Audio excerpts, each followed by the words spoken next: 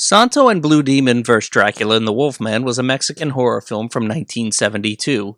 Over 400 years ago, a distant relative of Professor Luis Cristaldi slayed Dracula and the Wolfman with a special dagger. After receiving a letter threatening his family's lives, including his niece, his daughter, and his granddaughter, the professor asked the help of El Santo, who says he'll do anything to try and help. Of course, after the professor asks this, he's kidnapped and sacrificed by a hunchback named Eric to raise both Dracula and the Wolfman.